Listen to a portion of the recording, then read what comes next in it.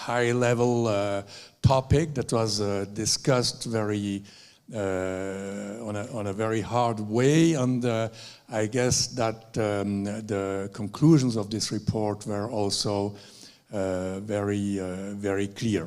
So now, but without waiting any longer, I give the floor to Sarah Brooks, who is the moderator of this session. Welcome to you all, and Sarah Brooks, the floor is yours.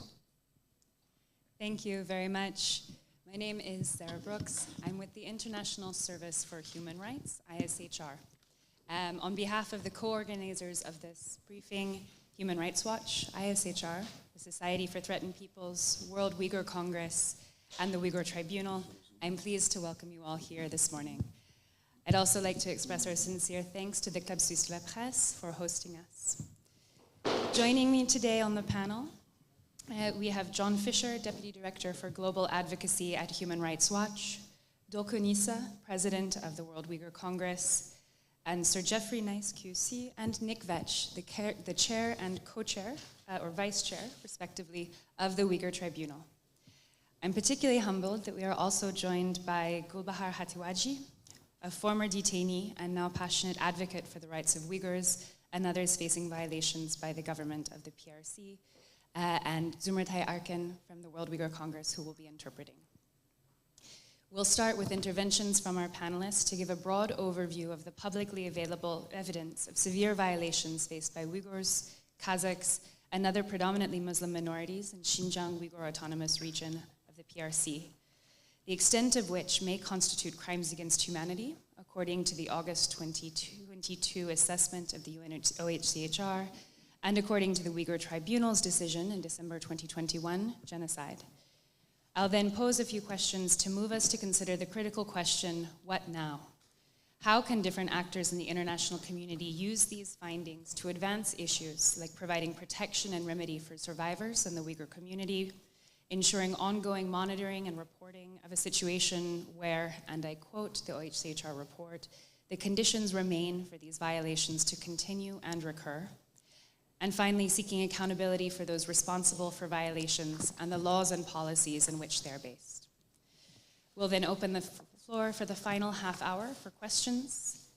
This will be moderated by our host, Pierre Rucci, and I'll stop us with time for final brief remarks from our panelists to conclude. Without further ado, I'd like to ask Sir Geoffrey Nice to begin. Thank you. Good morning and thank you. Today, the Uyghur Tribunal presents online and here its judgment exactly as delivered on the 9th of December of last year in London, together with annexes totaling nearly 1,000 paragraphs, setting out the evidence on which the tribunal members relied to reach their conclusions. It is critical that the working of the tribunal is fully understood. I was asked to form the tribunal by Dolkun Isa of the World Uyghur Congress, and did so with Nick Vetch, vice chair of the tribunal, who had been a member of the earlier China tribunal that investigated what is called forced organ harvesting of Falun Gong practitioners and others. Construction and functioning of the Uyghur Tribunal was based on experience and knowledge of the China Tribunal and others, stretching back to the Lord Bertrand Russell and Jean-Paul Sartre People's Tribunal of the 1960s, that investigated crimes, as it might interest the People's Republic of China to know, committed by the United States of America in the Vietnam War. All similar tribunals have dealt with issues which national governments, international bodies, national or international courts might have dealt with, but didn't. Usually because of excessive respect for or excessive fear of a powerful nation state. These tribunals have no formal power, but in their powerlessness lies their power, as Jean-Paul Sartre explained. saying that although they're no substitute for any institution already in existence being formed out of a void where there is a real need, they can enjoy a form of legality coming from that absolute powerlessness which guarantees independence.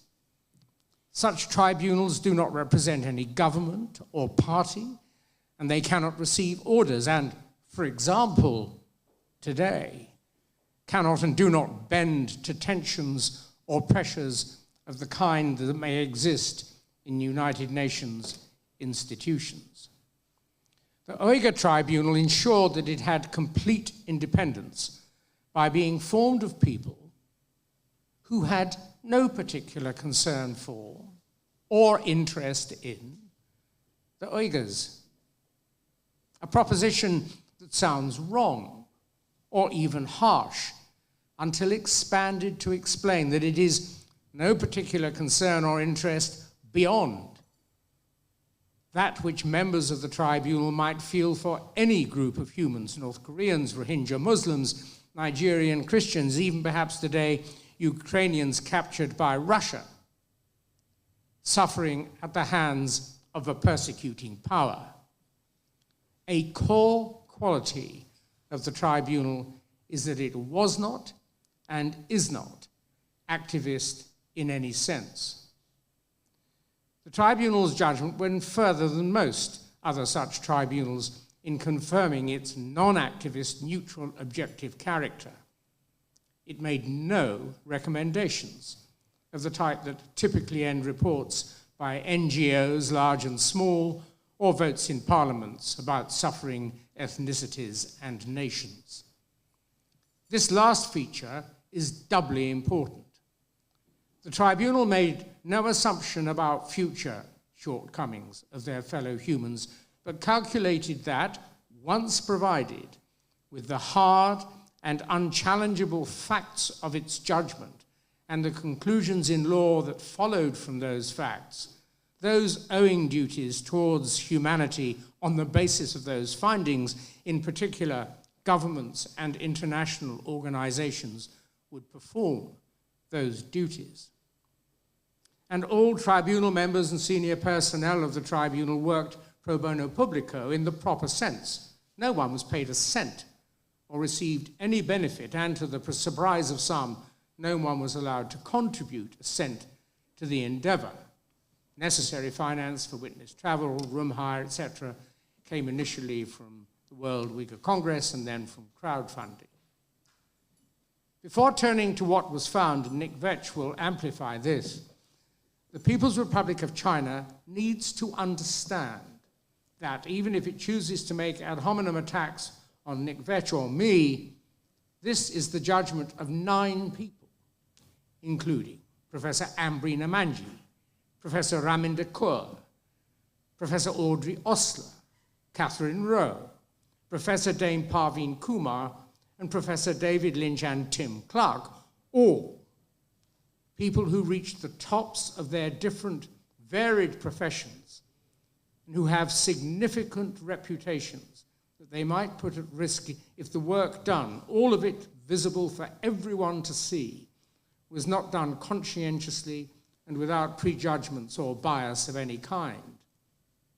This judgment, more articulated and detailed than any produced so far by any formal body, including the US government that pronounced genocide in very general terms, and the United Nations Human Rights Commission, who has produced, as we've heard, a report recently. This judgment is the judgment of serious people, of integrity, accurately answering the questions asked of them by Dolkun Isa and the World Uyghur Congress. The judgment that found crimes against humanity and only one form of genocide proved is conservative, cautious, with findings all beyond reasonable doubt in every one of its determinations. No one has deconstructed the judgment in any analytical way. It has been relied on in several parliaments leading to votes about genocide around the world. It is relied on in educational establishments. Having made the findings that the tribunal did, it can properly hope that the World Uyghur Congress and other Uyghur organizations can make proper use of the judgment that goes beyond what Madame Bachelet dared to say. She made factual findings consistent with those of this judgment, and they are now irreversible so far as the United Nations is concerned. This judgment, stronger than hers, should allow of no retreat by anyone who takes the time and gives of the effort to read the judgment. No retreat from its findings of crimes against humanity and genocide by the People's Republic of China against the Uyghur people. Thank you. And Nick, if you'd care to continue. Thank you. Good morning. The tribunal undertook its work by simply establishing the facts and applying the law. And contrary to common conception, the application of the law was straightforward enough. The facts are about things that happen to people. These are not anonymized occurrences. They are the worst of human behavior to other humans. And it happened to people the tribunal heard evidence from. They are identified. Their evidence was heard.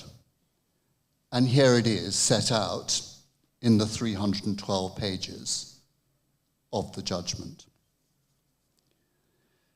The report issued by the UN High Commissioner for Human Rights, Michelle Bachelet, sets out much of the same evidence.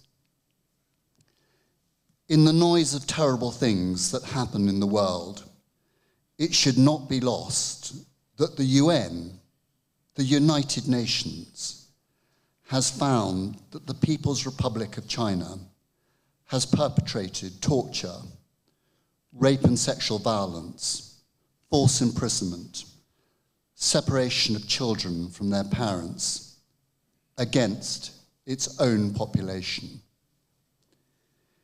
These things did not happen to faceless people.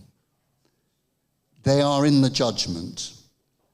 They are set out in the UN report, and they are incontrovertible. The High Commissioner did not deal with the law other than a tentative signpost to crimes against humanity. Had she done so and applied the law to the facts that she and we have established, she must, in our view, inevitably have found that crimes against humanity and genocide have been perpetrated by the PRC against its own citizens, the Uyghurs and other Turkic minorities. The PRC subsequently issued a 131-page refutation of the High Commissioner's report. Much of it is devoted to the setting out of the law in China. All well and good, if it was applied as the law requires and applied consistently and fairly and equally to all its citizens. But, as Ms. Bachelet's report makes absolutely clear, it is not. The CCP governs not by the rule of law, but by the law of rule. In the end, it's not complicated. If the CCP and the PRC has nothing to hide, it should provide free and uninhibited access to the United Nations, to you, the press, and other interested parties. As the UN report makes clear, it did not, and it does not, It's a simple question. Why not? Thank you. Thank you so much, Sir Geoffrey Nick, for helping to lay the groundwork and explaining the important work of the Uyghur Tribunal in expressing, as you said, things that happen to people, no longer faceless people. I'd like to turn to John Fischer from Human Rights Watch. In May of 2021, Human Rights Watch issued a report that alleged crimes against humanity in the Uyghur region. This followed years of research on particular policies and practices, ranging from the Integrated Joint Operations Platform to the Fanghuiju's homestay programs. What has been the response to this report and these findings? Do you see them reflected in the findings of the OHCHR? And how does Human Rights Watch view the recent assessment report? Thank you, Sarah, and I very much appreciate the opportunity to be on this panel with my distinguished colleagues. And it is true that last year we issued a report as Human Rights Watch finding that the systematic repression perpetrated by the Chinese authorities against Uyghurs and other Turkic Muslims rises to the level of crimes against humanity. But of course it didn't start there. I was looking through some of our materials recently and came across this briefing paper from 2001, more than 20 years ago, which said, "Much like Tibetans, the Uyghurs in Xinjiang have struggled for cultural survival in the face of government repression, as well as repression of political dissent and any expression, however lawful or peaceful, of their distinct identity. Religious extremism has been used to justify widespread and systematic human rights violations against Uyghurs, including many involved in non-violent political, religious, and cultural activities." So for more than 20 years, we have been documenting the systematic repression against Uyghurs and other Turkic Muslims. Then in 2018, we produced this report called Eradicating Ideological Viruses, laying out, again, the scope of the repression, including the massive use of arbitrary detention. That was followed by, as Sarah has mentioned, a report called Algorithms of Repression, which detailed the mass surveillance and other tools used to survey and target Uyghurs and others. And then last year that was followed by our report saying, enough is enough, these are international crimes, we need to call them what they are and take action against China.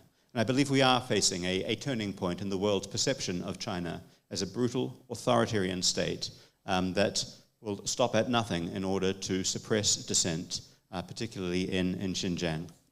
Much of that is reflected in the High Commissioner's report, and I think we are seeing an extraordinary concurrence of facts, findings, and legal analysis through the Uyghur Tribunal, through the High Commissioner's report, through the work of NGOs, civil society, the World Uyghur Congress, and others, and all of it points in the same direction.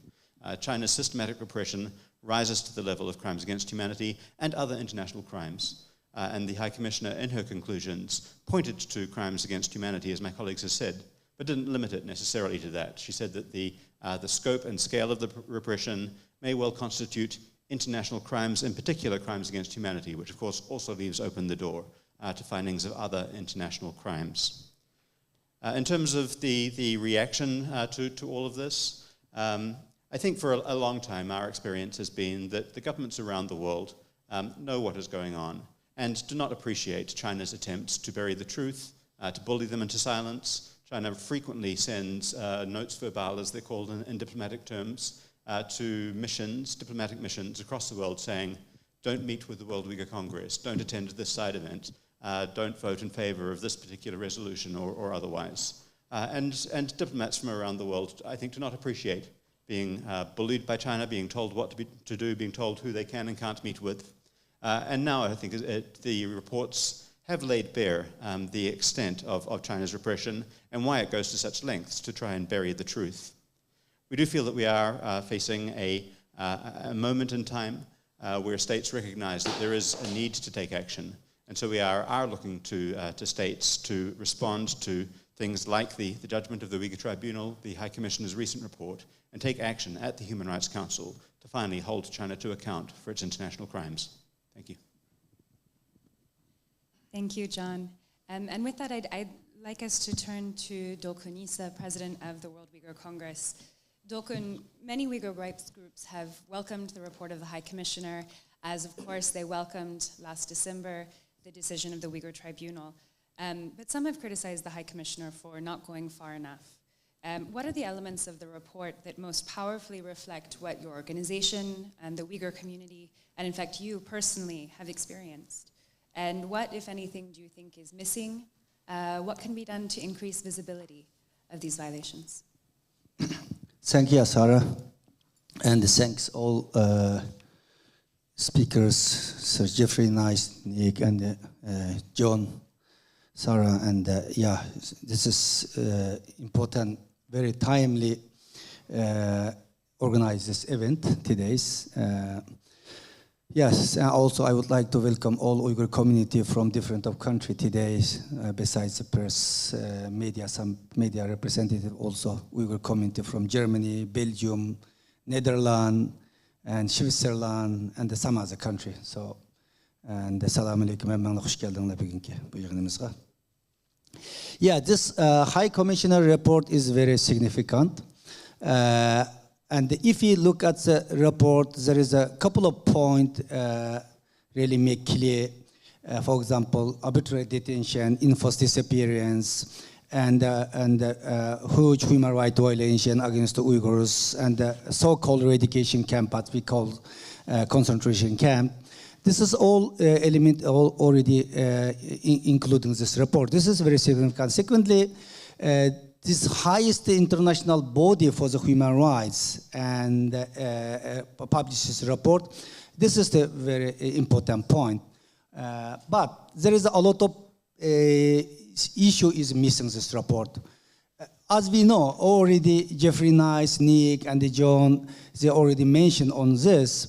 Last 5-6 years, we know and mass arbitrary detention and disappears. Millions of people suffering. Even today, also at least we don't know exact number, but we estimate at least 3 million Uyghur, Kazakh, other people are suffering in the concentration camp in East Turkestan today. So it is not a secret anymore, because so many experts and the research institute like ASPI and the New Line Institute, some others already confirms this. There is also tortures and gender-based violation, mass sterilization, abortion for the Uyghur women, rape case was happening in the concentration camp, and attempt Chinese government and eradicated Uyghur identity. And it falsely denounces national and religious identity of the Uyghurs, bans Uyghur language, and separating Uyghur children from the family. At least 1 million Uyghur children separate the Uyghur family. This is the scholar is already used the Chinese resource as some international resource, and it confirms this. This kind of information is missing of this report, unfortunately. And Sir Geoffrey Nice already mentioned, and the Uyghur Tribunal within 18 months collected 100,000-page document, more than 500 people's testimony, 3 hearings taking place, and December 9 last year is a Chinese government atrocity against the Uyghur is a genocide crime against humanity. So there is no double. The Chinese government, even today, also maybe this moment, and the very heavy COVID restriction, and lets the people to die because no provide food, no medicament. This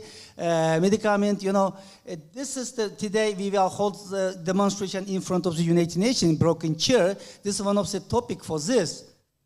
So that's why we are saying this report is missing a lot. But however, Chinese government last 5-6 years trying to hide the reality and spread some misinformation and fake information around the world because of some countries silence, because this Chinese misuse the old institution and also misuse and manipulate this UN human rights body, Human Rights Council, and some other international organizations like Interpol. So some country is really, some people also confusing, but up to Uyghur Tribunal report judgment, and after the High Commissioner's reports, there is no more excuse the country, and the people continue silence on this. Yeah, we know some positive step we have seen. We have seen at least so far UN experts, special prosecutors, and the special reporter as a published report. Some countries also make jointly statement, but it is the not good enough. Just empty promise and the published report not good enough. So countries and member states should do something. It is the time to do something. And another important issue, there is also quite some is 2 to 3 camp survivor here. Ömer Bakili, who was more than 18 months in the concentration camp, 2018. He made a lot of testimony so far, and Gulbahar Hatiwaji, she will speak now.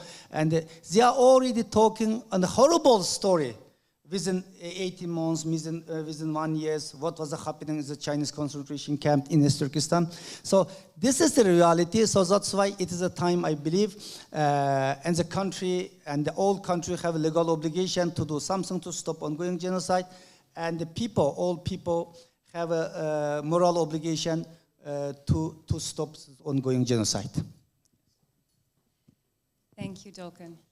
I want to come back to the reason we're holding this panel very quickly, and to say that I think this is precisely the response to efforts that the Chinese government is making, as John said, to bury the truth or to bully into silence.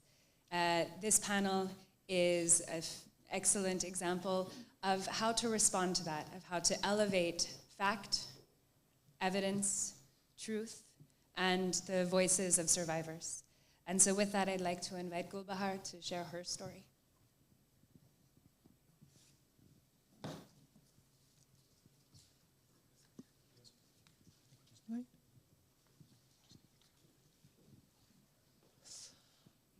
Rahmet, salam, hanımlar, efendiler, kadirlik vatandaşlarım, ben lager şahidi Gulbahar'dan hemmanlar salam. Good morning, everyone. I am Gulbahar Hatiwaji, a former camp detainee, and I extend my greetings to everyone in the room. Ben vatanımız Şarkı Türkistan'da doğulup şu yerde çoğun buldum. 2006 yıldan hazırlıkçılık Fransa'da yaşadım. I was born and raised in East Turkestan in our country, and up until 2016, from 2016 and onwards, I have been living in France with my family. 2016 yılınki ahiri ben Xitay hükümetinin aldap çağırtışı bilen vatanımız Şarkı Türkistan'a kayıtıp berip 3 yılga yakın Xitay'nınki milletimiz Uygurlar üçün açқан oxşamagan işki caza lagerleri ve oxşamagan işki tutup duruş merkezinde tutudum. In 2016, I was summoned by the Chinese government to return to sign a few documents, and I spent around 3 years in internment camps, in 2 different internment camps. Xitay saqçıları dastlabda benim pasportumni tatib oldi. Keyniden meni saqçıxonaga apirib bir yurish salomatlik tekshirishlarni qildi. Barmog'imdan qanib tekshirdi, barmoq izimni oldi, chiroyimni va ko'zimni iskana qildi. Uning keyinden ovozimni o'nga oldi. They initially took away my passport, and they brought me for a health check where they took my blood, where they took my fingerprints, and ran some other tests. Ondan meni yana xalq doktorxonasiga apirib bir yurish salomatlik tekshirishlarini qilgandan keyin, bu ishki a'zolarimni tekshirgandan keyin Qaramay shaharlik tutib turish markaziga apirib odam to'plab jamiyat tartibini buzgan degan tuhmatga qo'l qo'yishga majburladi. They took me to the national hospital where they checked, they did a couple of health checks, and after this they brought me to the city of Qaramay where they sentenced me with separatism. Men bu tuhmatnomaga qo'l qo'ygandan keyin men ularningki seriq ranglik kiyimini kiyishga majbur bo'ldim. Ondan putumga kishanni silib meni kameraga solib. I was forced to sign the sentencing that I was accused of separatism, after which I was forced to wear a yellow uniform and they put me in a camp. Bu yerda bütün ayollarning puti kishanlangan, Uyghur tilida gap qilishimiz cheklangan, 9 odam yetishga tegishli bo'lgan bir karvatda 30-40 odam qisilishib yotadi. Nölden töven 20 neçe gradusluq soğukta bizni şamaldatımız dep talağa çıkıp koyup saatlap turguzup koyup qiynaydı. All the detainees in the camps were chained, and 9 people slept in a bed together. We were around 30-40 in the room, in a very tight room. When it was very cold outside, they would leave the doors and the windows open, and we would be very cold. Her qitim soraqa çıqqa vaqtida qo'limizni kaynichilab, ko'za silib, beshimizga qarxaltı kiygizib, tömür orunduqqa, ya'ni yo'lbasi orunduqqa put qo'limizni muqimlashtirib qo'yib turib, soatlab, hatto necha kunlab so'roq qildi. Every time they interrogated us, they would chain us, they would shuffle us, and they would put black hoods on our heads and interrogate us using different tactics. 2017 yılı 4. ayının 1. gündən başlap biz barlıq ayallarını karvatqa zincirlab qo'ydi. Men 20 kun zincirlaglik tutdim. Mendan boshqa ayollar 2 ay hatta 10dan ortiq zincirlaglik tutdi. In April 2017, all the women detainees were chained to their beds. I spent 20 days chained to my bed, and some other women spent up to 2 weeks, and some others up to 2 months. 2017 yılı 6. ayının 5. günü meni Jaranbulaqqa joylashgan jazo lageriga yo'tkidi. Bu jazo lagerida 17 yoshdan 70 yoshgacha ayollar bor. In June 2017, they transferred me to another camp where it was for women between 17 to 70 years old. Bu yerda bizga yilda 2 qitim vaksina urdi. Vaksina urilgandan keyin nurg'unlagan ayollarning odatlari to'xtab ketdi. In this camp, we were vaccinated twice, and after this vaccination, a lot of women lost their menstruations. Bu lager vaqtliq lager bo'lganligi uchun, texmo ko'p odamni sig'dirganligi uchun 2018 yılı 10. ayının 18 günü bizni yangidan silingan cho'ng bir lagerga kechida yo'tkadi. Because this was a temporary camp, in October 2018, they transferred us to another camp. Bu yerda bizni 4 odamni bir guruh qilib sot etishga boshladi 11 ayning 5 kundan boshlab. Menga sot etib 7 yillik hukm e'lon qildi. In this camp, they put us in group of 4 and they sentenced us.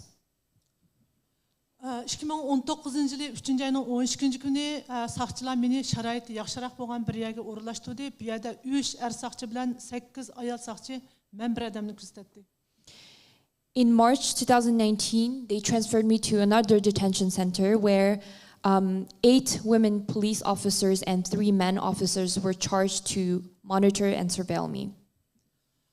Men 15 kilo o'riqlab, intayin ajizlab ketganligim uchun bu yerdagi mening vazifam yaxshi yeyish, yaxshi uxlash, televizor ko'rish.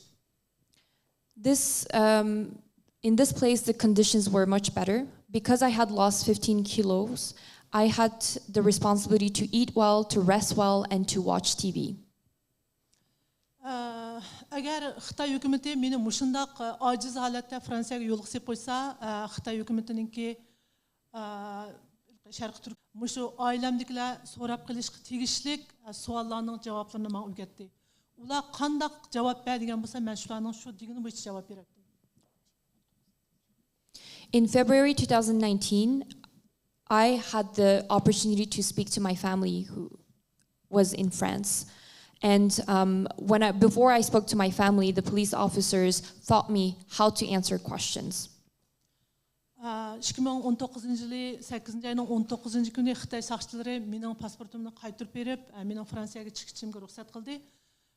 Ruxsat qilishdan burun shu yerda ko'rgan, beshimda kelgan voqealarni hech qanday odamga tinmasligimni, agar desam shu vatanda qolib qolgan urug' tuqqanlarimga xatar yetadiganligini deb menga tahdid soldi.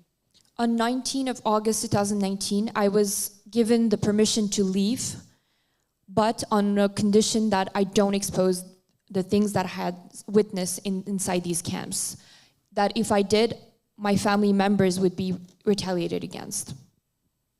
Men Fransiyaga chiqqandan keyin dastlabda shu Xitoylarningki tahdididan qo'rqib, oshkor guvohlik bermasdan yoshirin guvohlik berib keldim. Keyin shu Xitoyniki millatimizga savatgan zulmlarni butun dunyoga oshkorlash maqsadida o'zimning beshidan o'tgan haqiqiy voqeliklarni kitob qilib yozib chiqdim. Kitob 2021 yili 1-oyning 13-kuni nashrdan chiqdi. When I first moved back to France, because of the intimidation and harassment that I received from the Chinese government, I did not dare to speak up. I would only testify in private settings and confidentially or anonymously. But seeing all the deterioration of human rights in my homeland, I published a book in January 13 of 2021, detailing all of my experiences inside these camps. Kitap nashrdan chiqqandan keyin Xitoy hukumatı manga bo'lgan hujumni boshlab, meni terrorchi, buzuq xotin deb e'lon qildi. Shu kundan boshlab vatandagi barliq urug' tuqqanlarim men bilan bo'lgan aloqani uzdi. Men hozirgacha ularningki tirik yoki o'likligini bilmayman. Rahmat. Since the day I published this book, the Chinese government has constantly attacked me and accused me of being a terrorist. Since that day, my family members cut all of their connections with me. Now I have no idea where my family is. I don't know about their whereabouts, whether they're still alive or not. Thank you. Thank you so much, Gulbahar, for sharing that with us. And I think this wrenching testimony echoes in a painfully immediate what we see in the decision of the Uyghur Tribunal and in its annexes and in the report of the UN High Commissioner and in many other reports from the international system. It also calls on us to ask the question of what now? How can the international community respond? And so I'd like to first turn to Dolkun and to John. You mentioned briefly in your interventions calls for action from different parts of the UN, from different governments. And I'd like to ask you to elaborate a little bit more. How might the Council, which is meeting just down the road from us as we speak, take action to put China on its agenda, to potentially establish some form of mechanism or process to advance accountability? What might this look like concretely? Dolkun, please start. Thank you, Sarah. Yes, so as I said, is this the time to act? And now is a 51 section of Human Rights Council is taking place, and the UN General Assembly also taking place in New York. So it is a good time. UN Human Rights Council should be called urgent section of the Uyghur crisis, Uyghur issue, Uyghur genocide or crime against humanity. So this genocide or this crime against humanity has been started more than 5-6 years.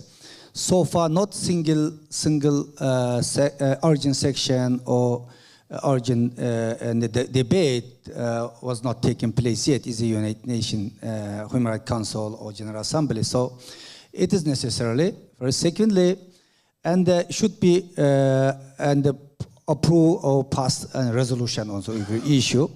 We know Chinese government very powerful. Chinese government trying to block any kind of such a resolution. But after this report was published, so country should be wake up, and the Human Rights Council, High Commissioner Office, and the General Assembly also appointed a special procedures or monitoring mechanism, particularly possible to special reporter on the Uyghur issue, Uyghurs. This is necessary.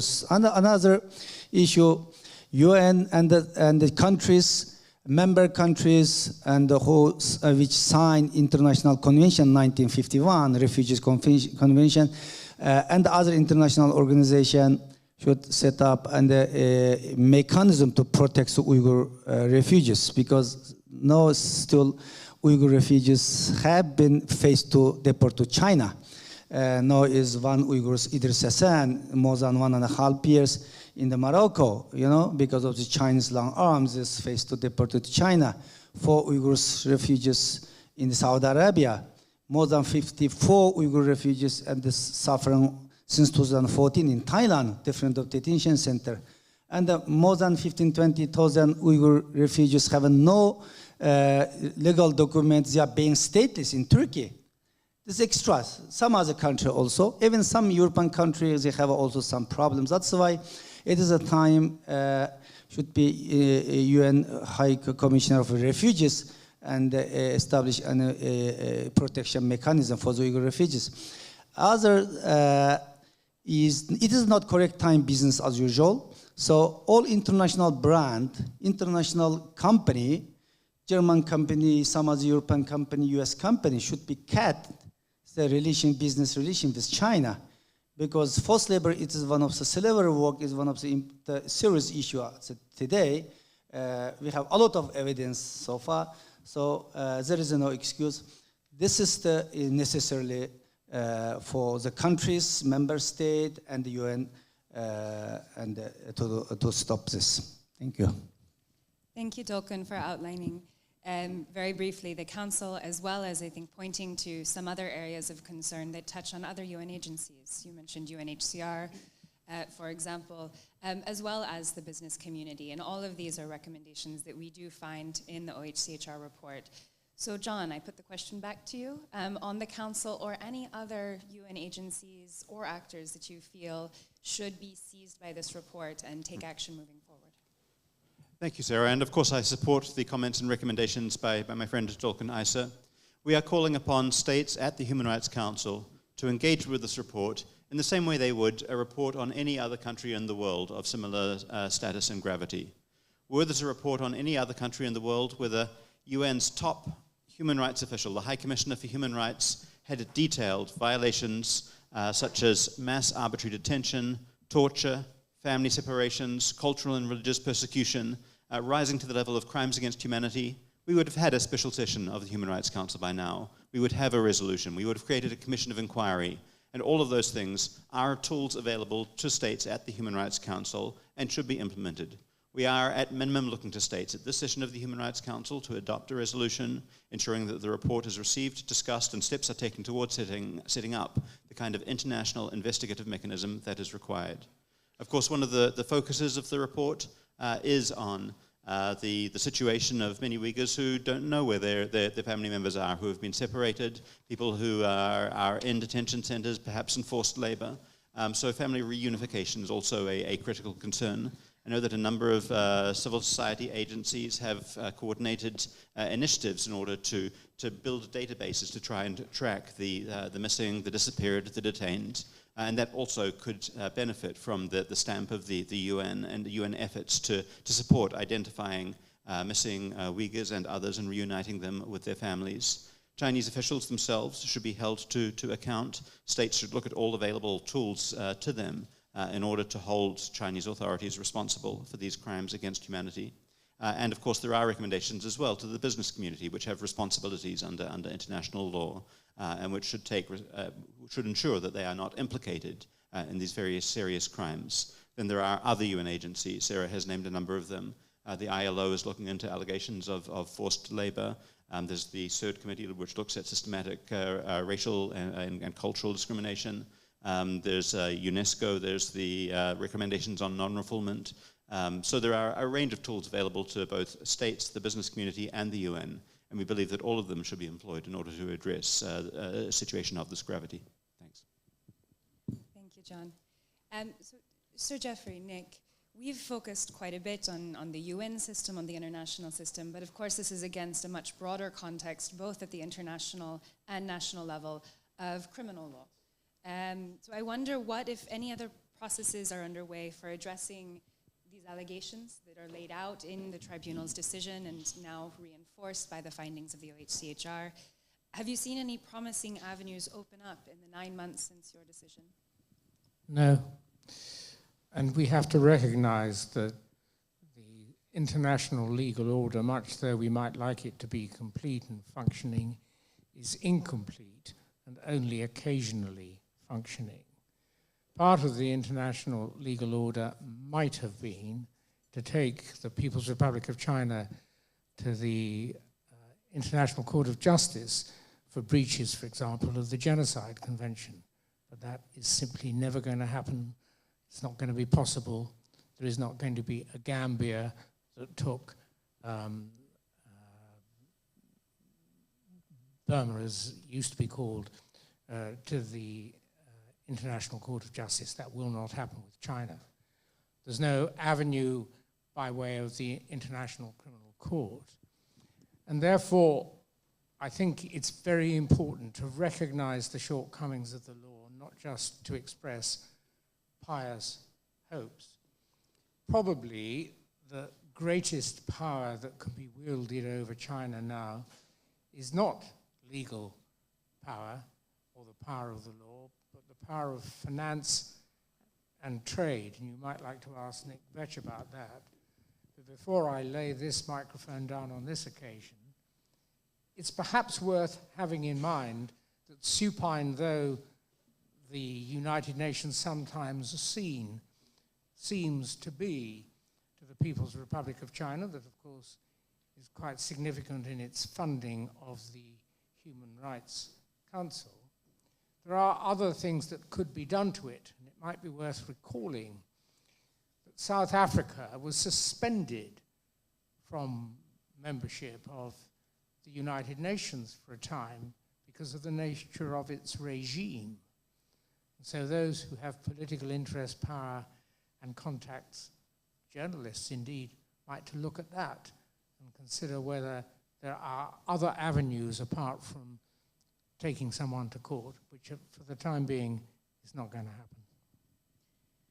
And Nick, would you like to pick up on, I think, the point Sir Geoffrey raised, questions of finance or trade, and where might leverage actually exist when we look at efforts to address the policies of the People's Republic of China? Well, in very crude and simple terms, one might say that the power base of the CCP exists on an implicit agreement with its people, or the bulk of its people, that it will provide security and stability in return for increasing wealth. And if it can't do that, then it renders itself vulnerable, one would think. And therefore, any action, legitimate action, that serves to undermine that, not for the sake of undermining it, but as a leverage point, is potentially very powerful.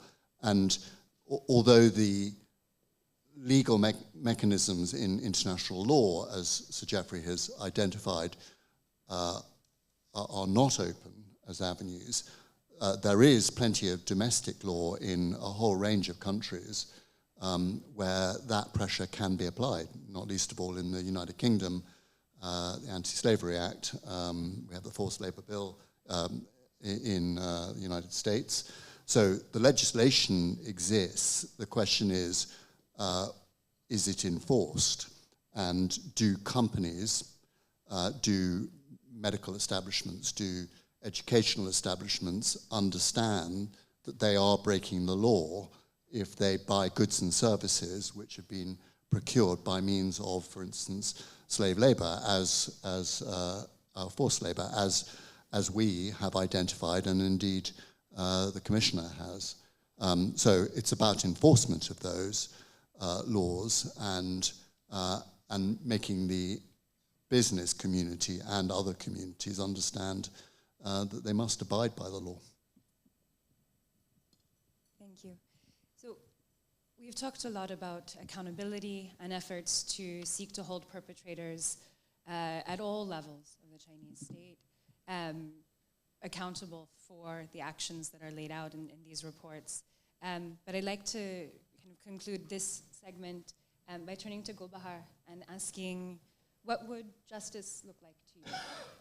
What could the Chinese government or other governments do to provide remedy or redress for what you have experienced, or for the collective experience, I might even say trauma, of Uyghur communities worldwide?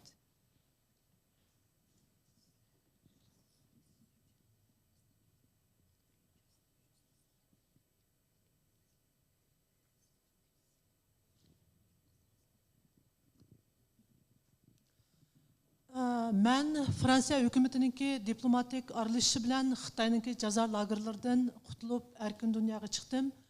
Bu jihatda men özümni intayin taleylik hesaplayman. I was able to leave because the French government intervened on my case and saved me. But I was one of the lucky ones. Biroq vatandagi shu igichaqsiz xalqimiz hozirgichilik jaza lagerlarda, türmelarda azaplanıvatıdı. Lagerlar tek hazırlıgıchilik taqalgını yo'q. But in our homeland, millions of detainees are still there, inside, locked up. They don't have anyone who will save them. The camps still exist. Jaza lagerlarının işçidikiler, türmedikiler, şunun işçidiki azapını tatvatkan bolsa, türmenin sırtıdikiler, xuddi üstü uçuq türmede yaşavatqandikidek bütün hareketi nazaret astida hech qanday erkinlik yo'q ahvol ostida yaşavatıdı. The people who are inside these camps are living in a horrible prison environment where they are witnessing atrocities on a daily basis. But even people who are living outside, who are not inside these camps or prisons, are living in an open air prison because they are constantly monitored and surveilled. Hazırgıchilik mushu xalqaranınki bizninki mushu derdimizni anglab bizga qo'ldan kelishicha yordam qilyapti. Buning uchun ko'pdan ko'p rahmat aytaman. Biroq bu yetarli bo'lmadi. The international community has condemned these atrocities in the past few years. They have condemned and spoken up. This is extremely useful and important, but it was not enough. It is not enough to stop the ongoing atrocities. Xitay hükümeti Uyg'urga bo'lgan bisimni ojizlashmoqda yo'q. Aksincha, Uyg'urlarning bisimlari texmi ig'irlab ketdi. Mana hozirninki o'zida shu Xitay hükümeti Uyg'urlarni o'zlarining uylariga sulab, ochliqdan o'ltiryapti. Nurg'ulg'an odamlarimiz doktorxonaga berib davolanish imkoniyati bo'lmaganlikdan azoblanib o'lyapti. The situation on the ground is not getting any better. In fact, it's the opposite. Right now, the Chinese government is using the zero COVID policy as a measure to forcibly detain people inside of their homes without access to food or medical care.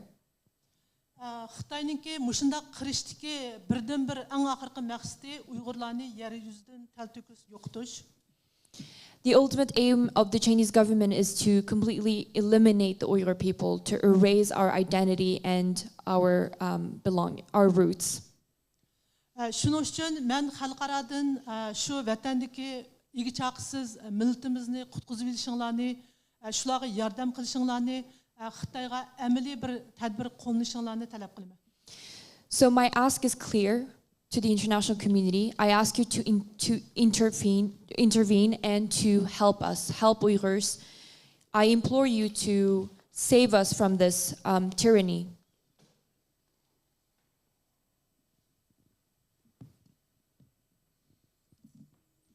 Thank you all. We'd now like to open it up to questions, and I'll invite Pierre to moderate that for us. Thank you very much, Sarah. So we have the question Q&A session now. So we first let the journalists ask their question. And please tell your name and organization. And this is also, it's also possible to ask questions for all those who follow us on Zoom. You can just raise the electronic hand that is at the bottom of the screen and we will give you the floor. So is there any questions, journalists in the room? Yes, Emma Farge. Yeah, thanks. Good morning. Thanks for this excellent panel. I was hoping you could elaborate a little bit about why the ICG is not an option. Sorry, I'm not that familiar with international law.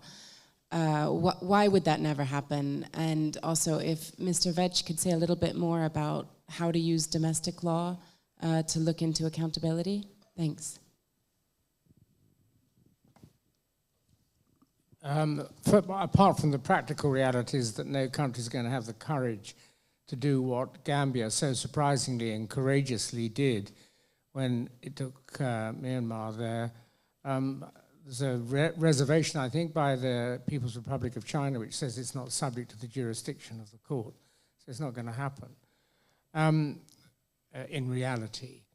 And this is extremely sad, but perhaps it highlights why it is that those of us who have influence, and we all have influence if we have a vote anywhere for a democratic government, those of us who do have influence, however remote and limited, should understand the limitations of the international law and legal system, and should recognize the need for that to be better known and for it to be set beside the absolute certainty of bad things being done by countries when bad things are being done. For example, if you look at Russia now, it is critical that Russia's being the bad guy of the two people involved in that war is recognized, hammered home, along with the real limitations there are in international law in dealing with that as an issue. Because only if those two things are put together can the maximum pressure then be applied by diplomatic organizations or international organizations like the United Nations. So there we are. I'm afraid it's a gloomy news, but it does highlight the need for certainty in all our dealings with these countries when they are the bad guys, and no allowance for slippage, no allowance for saying, well, let's give them a break. As, for example, Madame Bachelet's report might operate. People might say, well, she's made those findings, let's hope things are better in the future. No, things are as bad as that and a whole lot worse. Nick, for local jurisdiction. Yeah, if I use an example, probably best just illustrates it best. So that there's a huge demand, as we all know, for solar panels in the world. We're trying to green the world, so that's essentially a good thing. The fact is, however, that 80% of solar panels are produced in China. And you will see that either on the Uyghur Tribunal's website or indeed in its judgment, that there is evidence produced by ASPI and others, it's an Australian organization, where the production of solar panels, i.e. factories co-located with camps, as defined. So the fact is, and we spent quite a bit of time looking at this, it is not possible to say that the production of solar panels from China does not involve some forced labor. It is not possible to say that. The domestic legislation, for instance, in the United Kingdom, and that may not be universally in all countries, puts the onus on companies to ensure that its supply lines are, in shorthand, clean. The onus is on the company. It is not possible to overcome that hurdle in the case of solar panels. So it is likely that all companies who are, or indeed organizations, and that could include, of course, the UK government itself, who are purchasing solar panels, may well be breaching the law. And there is domestic legislation that allows prosecution. And particularly for public companies and for organizations who have reputations to preserve, quite apart from the legal issues that they may face, that is a very significant issue which should be pressed home. It's not really for the Uyghur Tribunal to come up with solutions, but it's for, we've laid out the facts and the law exists, and so it is there for others to press that. Thank you. So thank you for this question, Emma Fauch from Reuters, and right in the back. Yeah, thank you. Good morning. Nick Cumming-Bruce, freelance journalist reporting for the New York Times. Two questions, really. One is, to what extent have you seen the Chinese government responding to the allegations that are being brought through your tribunal and indeed through the High Commissioner's report? How has its treatment of Uyghur populations changed as a result of this publicity? Clearly they don't like it. They keep saying that they've closed down all their camps. Have they closed any camps? What kind of action are you seeing from the Chinese authorities in response to the attention they are getting in these reports? And the second question is, I think the silence from Islamic countries has been an extraordinary aspect of the international response to all the allegations that have been coming out over the years. I don't know to what extent you have seen any possibilities of persuading Islamic countries to become more proactive. I mean, they make up 1/3 of the current membership of the Human Rights Council. Do you see any hope there? And if not, have you been able to identify any Muslim institutions that might be influential and have some leverage over Islamic governments that might see some kind of change of stance in that part of the world? Thank you. Thank you. Who would like to answer?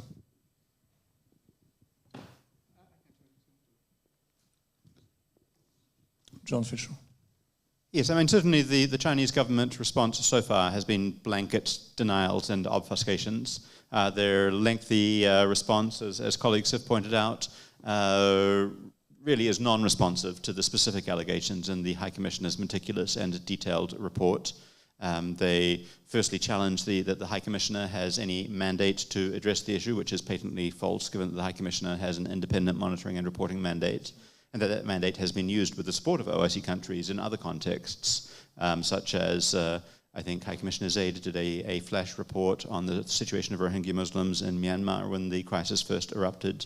Both Zaid and High Commissioner Bachelet did reports on the situation in Kashmir with the support of Pakistan, the OIC coordinator. So clearly the mandate has been used in other contexts, supported by OIC countries. The Chinese government response also seeks to portray, absurdly and grotesquely the situation of Uyghurs as much improved, happy, satisfied, etc. And what's striking, of course, is that the High Commissioner's report meticulously relies upon a large amount of Chinese government policy and program materials itself to expose the extent to which these policies are, both in nature and intent, discriminatory against an entire population. We saw a joint statement by some 44 special procedures endorsing the conclusions in the High Commissioner's report and calling for international action. China responded with a blistering attack, both individually against the mandate holders and against the system of special procedures as a whole, prompting a rebuke from the President of the Human Rights Council at the opening of the current session. So that has been the response to date. But I think it sits pretty thin with countries from other regions. We have met with a number of OIC countries who have indicated that they are deeply concerned about the allegations in the report. We have seen both joint statements at the Human Rights Council, and at the General Assembly expressing concern at the situation in Xinjiang, and counter-statements by China, often delivered by Belarus or Cuba, contesting that. And the OIC has been split about equally in half, with about half of the states, including Pakistan, the group coordinator, supporting China's counter-statements, but about half resisting Chinese pressure to sign on. And it was quite striking, I thought, at the opening of the council this time around, that China presented a statement denouncing the High Commissioner's report, with only a handful of states signing on. So their own numbers dropped by about 40 since before and after the publication of the report, which shows, I think, that OIC countries themselves are looking at it very carefully, are quite concerned about it.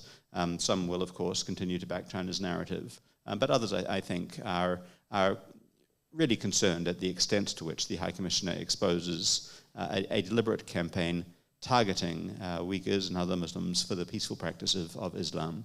Not just the situation, of course, in the camps themselves, but also there's evidence about destruction of mosques, removal of minarets, banning on use of the language or following scripture, preventing people from praying within the detention centers. And so all of these, I think, add up to a situation where we are hopeful that should there be a resolution at the Human Rights Council session, we're not necessarily expecting OIC states to line up in support, but I think a lot of them would hold back from supporting China and trying to defeat such a resolution. One of the exceptions, I'll say, also is Turkey, which has spoken out fairly consistently, has joined previous joint statements in New York, and delivered a strong statement in its national capacity under item 2 when the High Commissioner's update was presented, expressing concern at the findings of the report and backing further action. Thank you. I guess Mr. Nice wants to add something, please, for the mic. Thank you. Yes, thank you. So far as actually both tribunals, the China Tribunal and the Uyghur Tribunal, China's reaction has been occasional hostility and attacks ad hominem without any detail, and it's never gone further than that. One of the characteristics of the Uyghur Tribunal was that the witnesses, unlike, for example, witnesses in Human Rights Watch and Amnesty reports, who are helpfully and properly anonymized for their safety, all the witnesses in the Uyghur Tribunal were known who they were. They were willing to be known and named.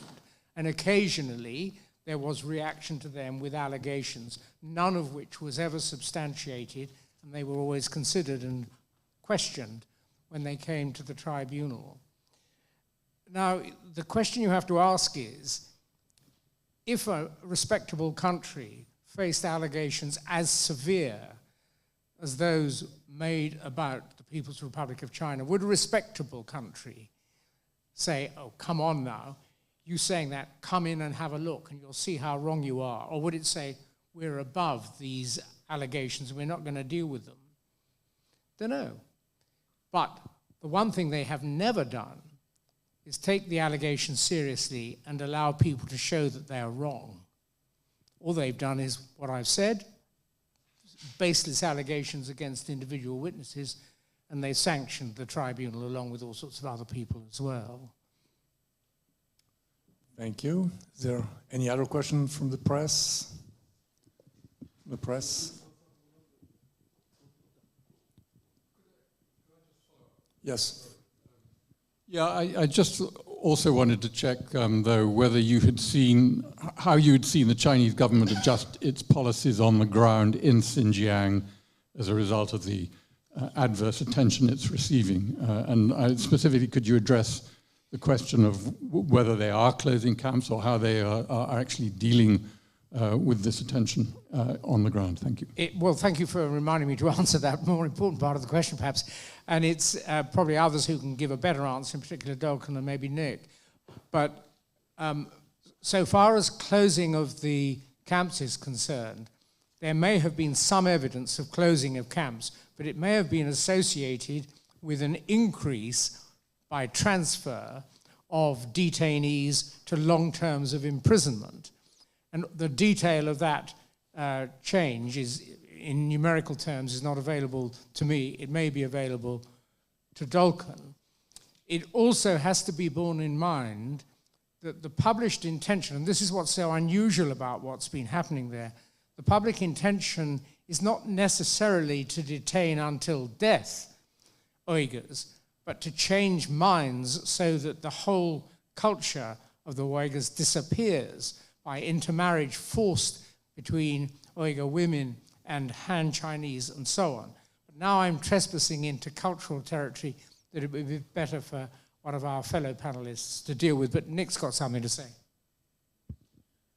I think the other thing to understand about what's happened in the region is that the whole region essentially become an outdoor prison because of the level of surveillance, facial recognition.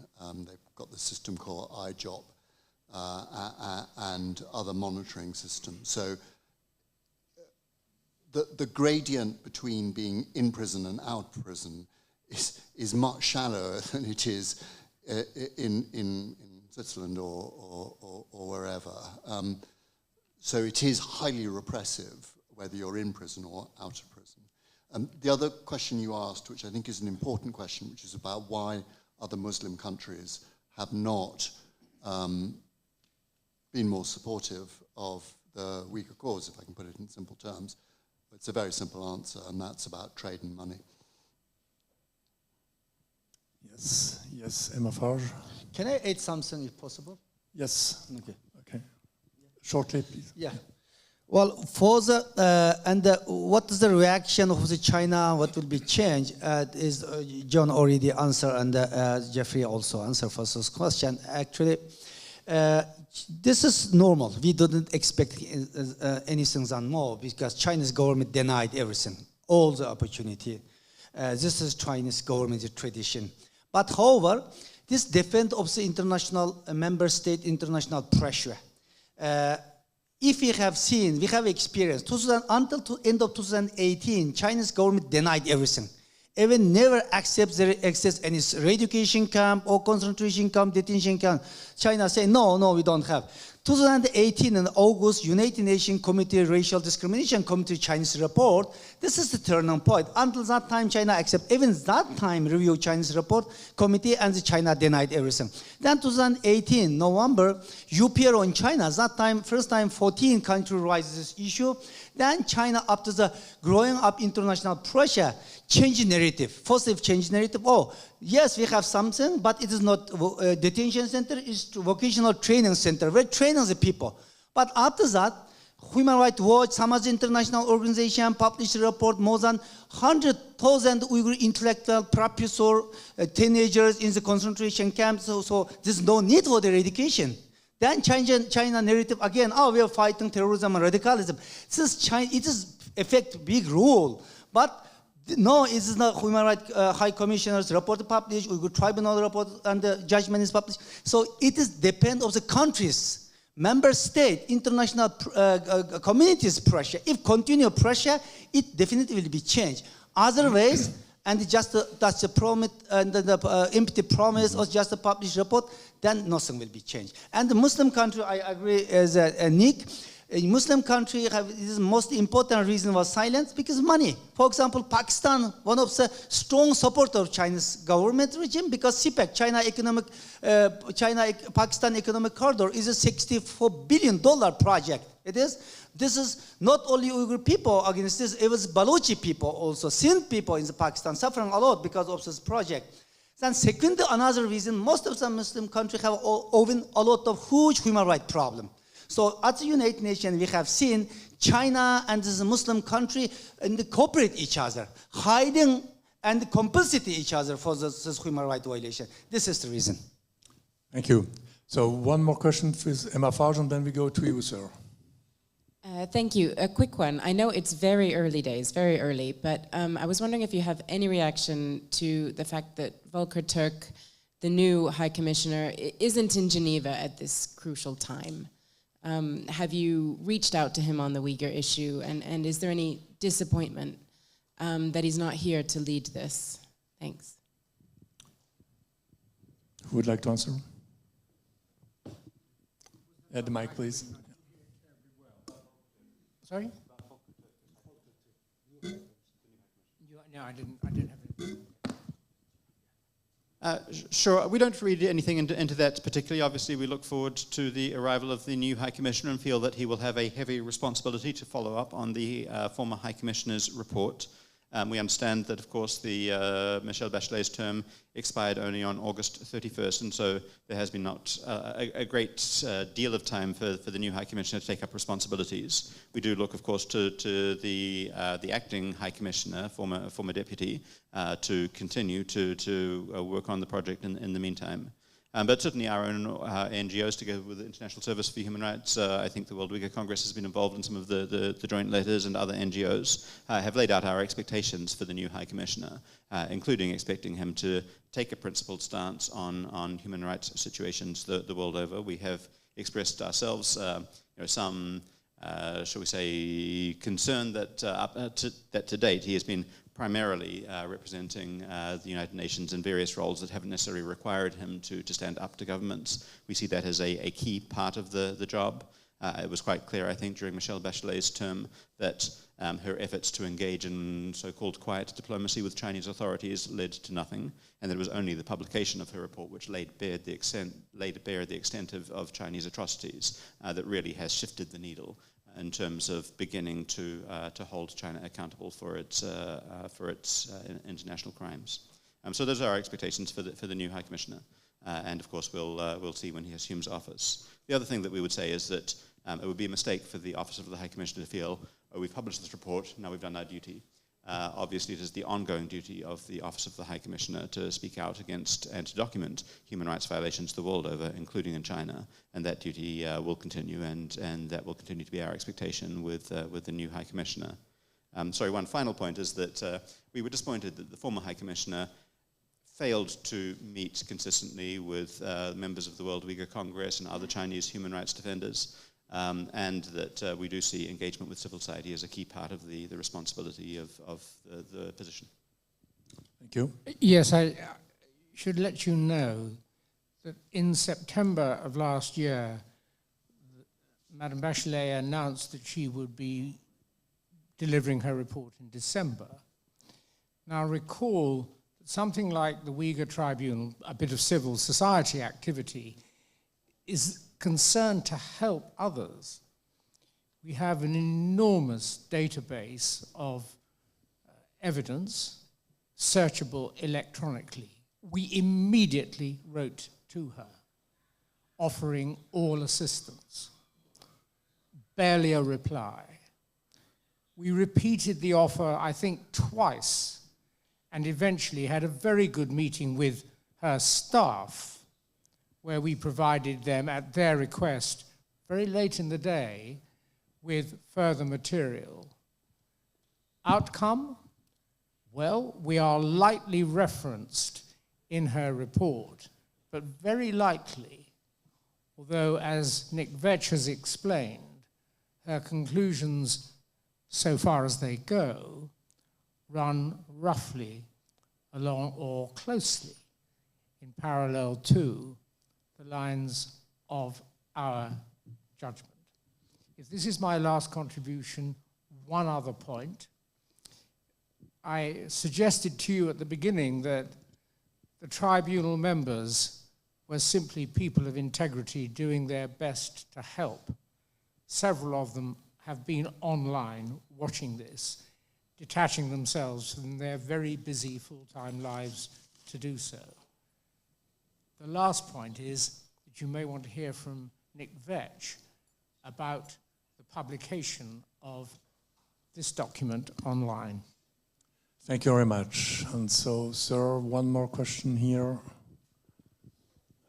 Is your name and organization? Assalamu alaikum köpçülük. İsminiz bilen anladık. Benim ismim Kasımcan, Germaniyanın Kalsuri şehrinden geldim. Ben aldığımda özümüzün milli örpatına Assalamu alaikum deyim. Benim aldığım deydiğim tüvende ottağım baş sotçu ismi Geoffrey Nice. Şu katarlık tüvende baharlık kırındaşların bizim işimizde ne çok ne köngül bilip bizim için halkara medya aldı olsun. Ya ki başka halkara ton işimizde köp çıkardı şunu ben halkımın namında rahmet eydim. My name is Kasimjan. I'm from Karlsruhe, Germany. I would like to first thank Sir Geoffrey Nice for his valuable contribution for the past few months working on this issue, and all of the other panelists here. Benim sualım cümle namazı depoğuna bırakıp tercüme kılıyoruz. Cümle kılamamız. Buldu. Mesela Baş sotçu Geoffrey Efendi mesela Angliya sotida irqiy qirg'inchilikda hukm chiqargan bo'ldi. Yaqinda Bachelet Mijilxonim buni insoniyat qarshi jinoyat o'tkazdi deb hukm chiqargan bo'ldi. Mayli qanday hukm chiqishidan qat'iy nazar hozir bizning turmimiz, bizning holatimiz vatanli qarindoshlar bo'lsin, vatan sirt qarindoshlar hammamizning ro'yi kayfiyatimiz yaxshi emas-ku. So as you have said it earlier, the Uyghur Tribunal recognized the Uyghur genocide back in 2021 in December, and the recent UN report said crimes against humanity. No matter what the labeling is, the people on the ground are suffering extremely, and the Uyghur community in the diaspora, we are also going through traumatic experience. Muşunda hükümden çıkışı karta bu zulüm toktap kalmasın. Belki ekşi günden güne küçüp gidip vardı. And things are getting worse and worse. Mesela buna karta mesela Amerika olsun ya ki Avrupa İttifakı olup kalsın hiç kanda devletlerin mesela nurgun Xitay karşı kanunlarını tasdiklagan olsun o kanunun icra kılınışı yeterli olmayacak biz kütkendek ümit demez. Belki bu efendimden çıkargan mesela hükümnamasını tartıp. We've seen that the US or the EU have adopted different legislations, but we don't deem this as sufficient. And maybe that's also the case for the Uyghur Tribunal's findings. What is the question, please? Суалыңызды Biz аңар суалы mesela 2000 xatarlik yeri 2030 yılga vaqanda Xitoy bizni üzül-kızıl yo'qotib etmoqchi. Shuning qardamış Bassoch efendimning mesela bizning qilayotgan da'voyimiz to'g'rimi yoki biz ya belak yo'nalish da'vo qilish kerakmi yoki bundan keyin qanday qilishimiz kerak to'g'riliq o'zing bir ko'z qarashim deb bersa rahmat. So looking at the future, let's aim for 2030 and we are disappearing as a people. Do you think that our advocacy or our cause is being done in a meaningful way, and is our actions enough? What we're doing currently, do you deem this as enough to change the situation on the ground for Geoffrey? Who would like to answer? Yes, please, the mic. Okay. Do you want to answer? Yep. Yeah. Well, it's tangential to a question that was asked about what action in law can be taken, and there's one important thing that has been we haven't discussed. A number of parliaments around the world have determined that what is happening to the Uyghurs is, by way of example, genocidal. And very, very importantly, the US government has also done so. We, of course, don't know precisely, because they haven't divulged, on what basis they have made that determination. But they have made that determination. And Article 2 of the Genocide Convention requires, sorry, Article 1 of the Convention requires and imposes a duty to prevent. So having made that determination, the US is tantamount obliged to do something about it. Question is what, and that is the vexing question, which I think is important, and where pressure should be and can be applied, because in the end, the law is the law, but the application of the law is a political issue, which Sir Geoffrey would be able to expand on, because he has been involved in that for many, many years. So there are a number of routes, but one very powerful route would be for the United States to take a more proactive role in this. If we have time, yes, the Genocide Convention, brought into being in 1950s, is a very important and much disregarded convention. It came in because of the Holocaust and was drafted by people who realized quite how bad people can be in what they do to other people. It was brought in by such people, but with reluctance by their governments. Many governments, including the United States, the United Kingdom, China, and then the People's Republic of China, declining to ratify it for at least 20 years. But as Nick has said, Article 1 says, if you think genocide is happening or about to happen, as a state, you have to do something. And the International Court of Justice says you have to do it immediately. No mucking about, no wasting time. And yet no country has ever obeyed the imperative of that Article 1 undertaking.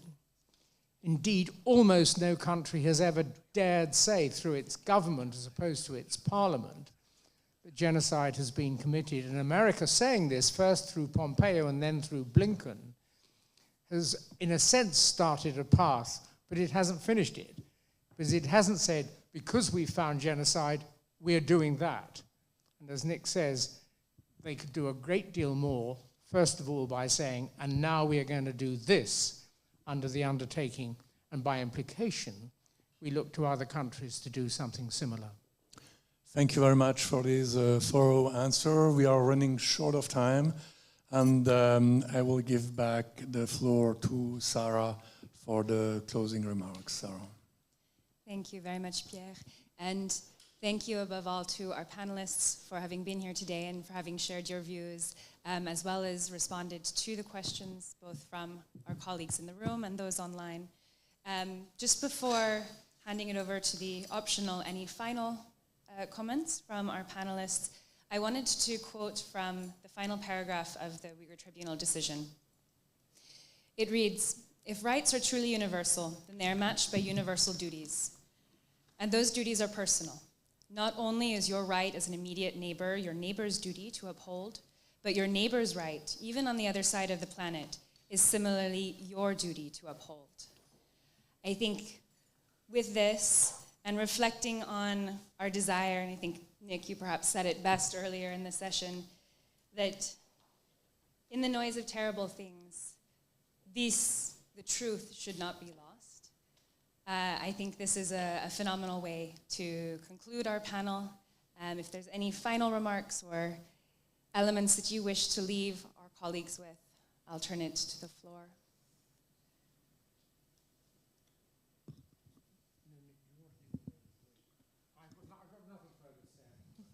Just a very practical issue. The judgment, all 312 pages of it, should have been posted on our website, but our website is down. We don't know why.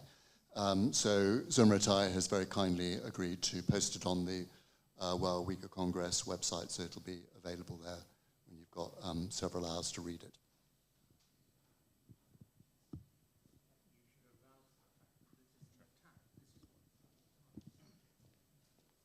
And perhaps just in closing from Human Rights Watch to say that for a long time, China has believed that it could perpetrate international crimes against Uyghurs and other Turkic Muslims with impunity. It believed it was beyond the reach of international scrutiny. It was wrong. It believed it could bury the High Commissioner's report. It was wrong. And now it's up to states of principle from all regions of the world to hold them to account for their international crimes. The High Commissioner's report has been published. It lays bare the scale and the gravity of Chinese authorities' international crimes. China will wear that report forever. And we look to states, as of now, to take action to ensure that justice is delivered, accountability is advanced, and to defend the integrity of the international rules-based order. Thank you. Once again, thank you to our panelists, and thank you all for joining us this morning. Thank you.